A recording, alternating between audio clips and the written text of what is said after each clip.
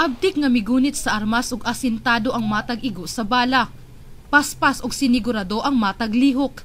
Kini ang gipakitang kahanas sa mga bag-ong graduar nga Special Weapons and Tactics Team sa Police Regional Office 13. Pinaagi sa usa ka demonstrasyon, gipamatud-an sa 47 ka miyembro sa SWAT team nga andam na sila. Handang-handa na yan. At nakita naman natin ang kanilang kakayahan. And sana naman maging deterrence to sa mga kriminal. Kumpiyansa si Butuan City Mayor Ferdinand Amante nga pinaagi sa PRO 13 SWAT team sa iyo nga masugpo ang ubay-ubay nga nahitalang kaso sa pagpang-hold up sa dakbayan ning milabayng mga simana. Ito nga we mean business nga sa mga kriminal diha, bantay mo kay kung nagpaligon sa impersa kami po dinhi.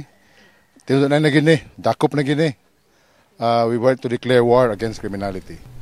Dili tiaw ang giagian sa mga miyembro sa SWAT team.